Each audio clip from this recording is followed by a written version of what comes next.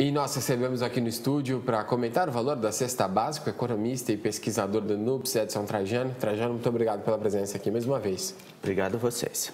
Primeira coisa que eu queria que você comentasse com a gente, Trajano, é em relação à variação. E não só essa variação desse último mês, negativa, mas a dos últimos 3 meses, que acumula uma variação negativa de 3,44%. A que se deve essa variação? É importante destacar que os preços da cesta básica, nós temos muitos produtos de origem agrícola. Então, sempre tem um período de safra e entre safra, problemas climáticos que afetam diretamente essa variação nos preços.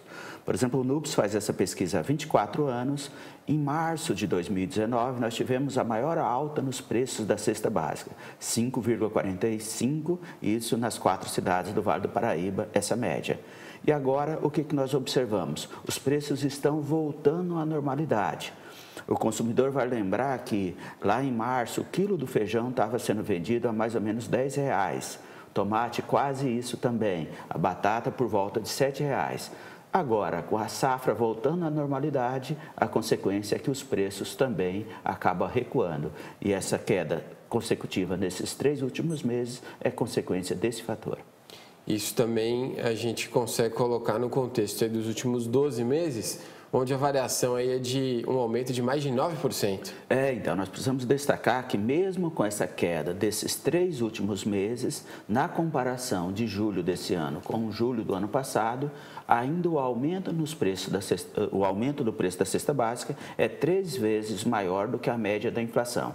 Então, a alimentação está muito cara no Brasil e ela tem aumentado bastante, pegando uma conjuntura de mais longo prazo. Essa diferença, então, na medida da cesta básica aqui na região, com a inflação no país todo, ela acontece mais pelo preço dos alimentos do que por ser regional em relação ao país inteiro, é isso? Isso, é mais consequência do aumento no preço dos alimentos. A produção agrícola, apesar de nós termos crescido bastante nos últimos anos, ela tem sido focada muito mais no setor exportador e quando falamos em produtos da cesta básica, estamos falando aí dos hortifruti como um todo, arroz, feijão, farinha de mandioca, que são produtos produzido para atender o mercado interno. E esses ainda enfrentam bastante dificuldade, sobretudo problemas climáticos e aumento nos custos de produção. E a inflação medida pelo IPCA, né, do IBGE, inclui transporte, inclui preço de tudo, né, praticamente. Isso, por exemplo, metodologia diferente. Isso, a inflação inclui todos os tipos de produto. Um dos itens, por exemplo, que tem apresentado redução nos preços é o setor de vestuário, calçados, de modo geral. Esses têm apresentado um recuo. E não vão aparecer aqui. Professor, uma outra questão que eu queria trazer é sobre o comprometimento da renda. Pela pesquisa do NUPS, 33,68%, 1/3 da renda das famílias aqui do Vale do Paraíba acabam destinados à cesta básica. Esse é um número que preocupa? Preocupa muito, Bruno, porque o que nós observamos aí, fazendo uma análise dos últimos 12 meses, a alimentação, a cesta básica praticamente aumentou 10%. E nesse mesmo período, reduziu a renda das famílias. Os dados do IBGE têm mostrado uma queda média na remuneração dos trabalhadores brasileiros. Ou seja, as pessoas estão indo com menos dinheiro para fazer suas compras e o preço dos alimentos, de modo geral, estão subindo. Isso afeta diretamente o orçamento das famílias mais pobres, aquelas que gastam proporcionalmente mais na aquisição de alimentos.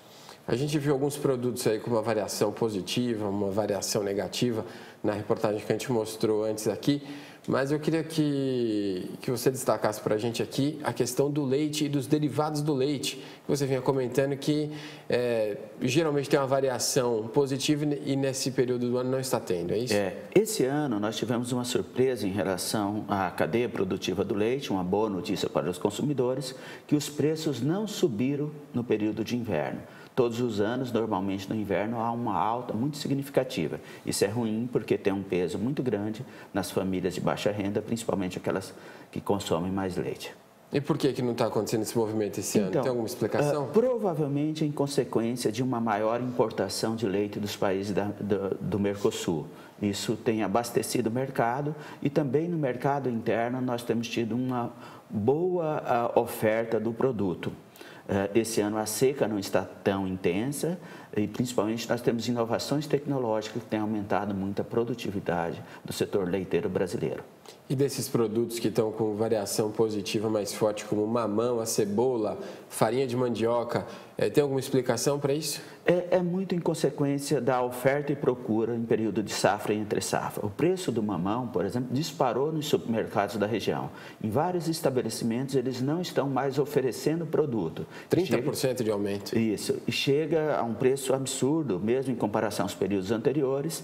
A região produtora, principalmente Bahia e Espírito Santo, tem uma queda muito significativa da produção. Isso impacta numa menor oferta e preços muito elevados ao consumidor. A dica aí para o consumidor é fazer uma substituição sempre que possível desses produtos que estão com um problema de abastecimento nesse momento. Tá certo. Professor, muito obrigado pela presença aqui. Eu que agradeço mais uma vez e fico à disposição.